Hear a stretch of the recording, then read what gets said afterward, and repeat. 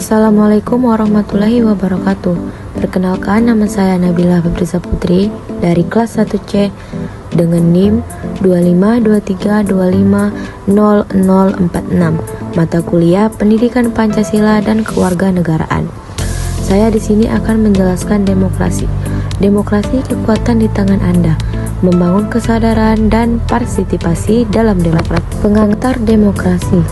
Apa itu demokrasi? Demokrasi adalah sistem pemerintahan di mana kekuasaan ditentukan oleh suara rakyat. Dalam demokrasi, setiap individu memiliki hak untuk berpartisipasi dalam proses pengambilan keputusan. Mengapa demokrasi penting? Yang pertama, kekuatan rakyat.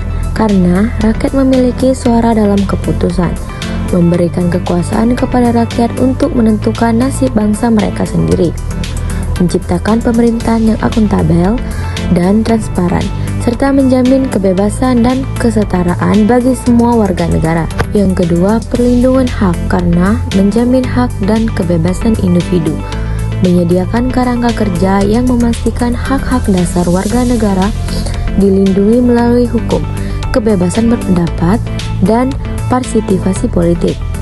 Yang ketiga, keadilan sosial, menciptakan kesetaraan dan keadilan bagi semua, memastikan akuntabilitas pemerintahan dalam mengelola sumber daya, dan melindungi hak-hak minoritas yang semuanya mengarah pada masyarakat yang lebih adil dan makmur secara lahiriah maupun batinah. Prinsip-prinsip utama.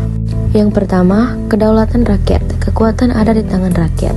Suara rakyat, setiap suara menentukan arah kebijakan publik. Berpartisipasi aktif, masyarakat berperan serta dalam pengambilan keputusan.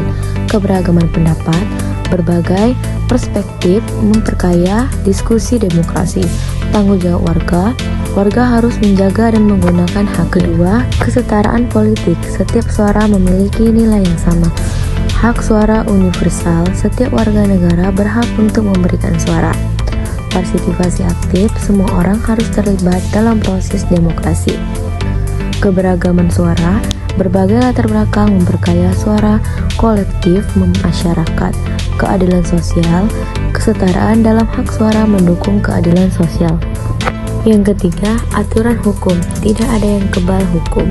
Keadilan untuk semua, setiap orang harus diperlakukan sama di pengadilan.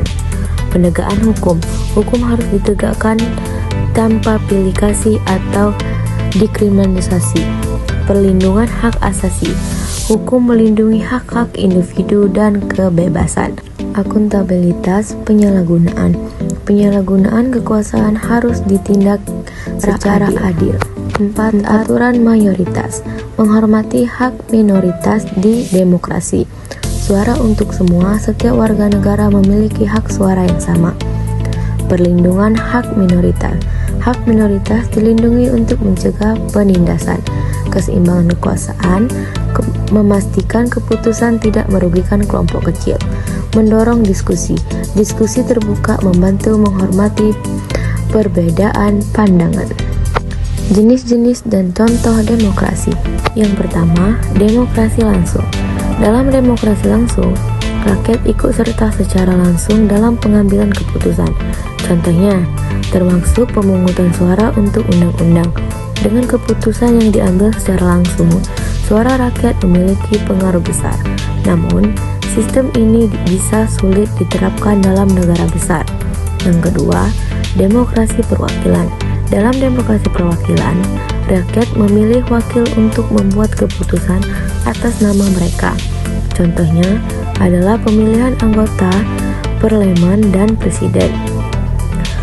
Sistem ini memudah pengambilan keputusan di negara besar, meskipun bisa membuat pemilih merasa kurang terhubung dengan wakilnya. Sekian penjelasan dari saya. Terima kasih, saya akhiri. Wassalamualaikum warahmatullahi wabarakatuh.